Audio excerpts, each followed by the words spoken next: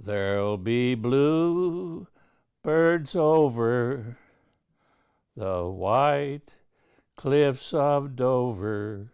It's funny how music can take you back to a different place and time. There'll be love and laughter. For Charles Sult, this famous Vera Lynn song takes him back to 1942 as a boy becoming a man in the military. The world is free. Graduated from high school, Whitfield High School, in June the 5th.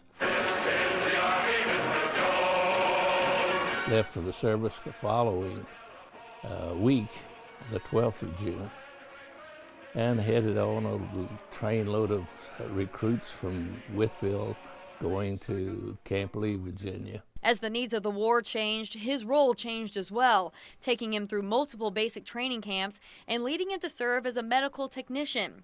When he finally arrived in Europe, Charles's mission was to transport medical supplies to troops in France.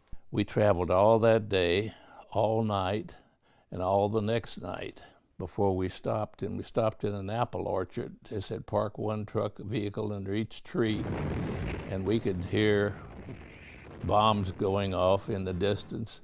The next morning, a sobering sight. We looked over in a field, and there was a tank over there digging holes in the earth. And lo and behold, one of them was a dump truck dumping a load of bodies into one of those holes. And that's when I began to think, man, those people are getting shot and killed and buried like that in a big dump, and without a funeral, and without family and friends. And so I said, that's when I began to get concerned. Concern he reflected on when he later wrote his autobiography. I was experiencing a number of emotions.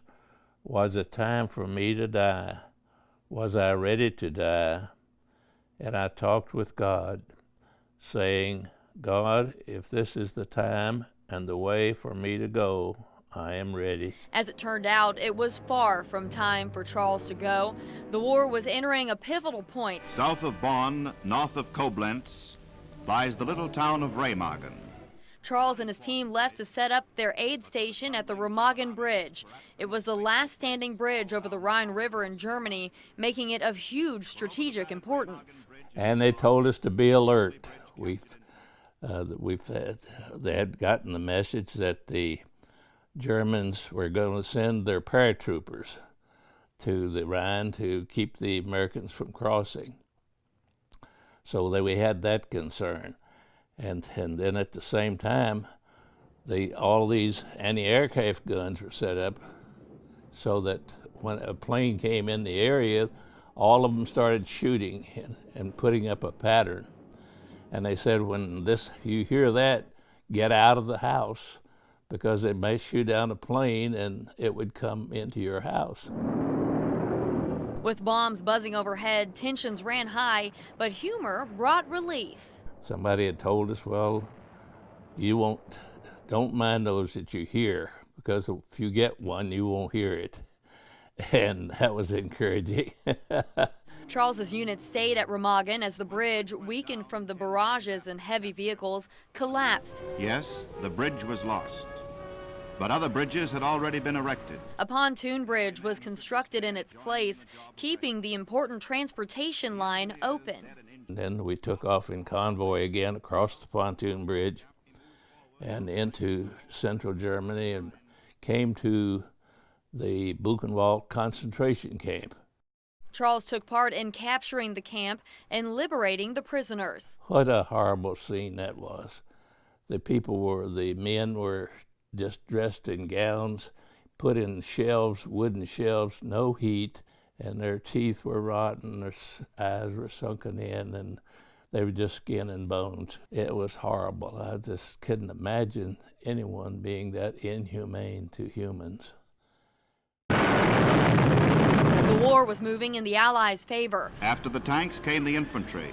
And then came the moment that Charles remembers so well. While we were in convoy, a Jeep came by speeding through, and there was one driver and one guy was standing up, the war is over, throwing up his hands, and oh man, everybody was like it at a football game after a touchdown.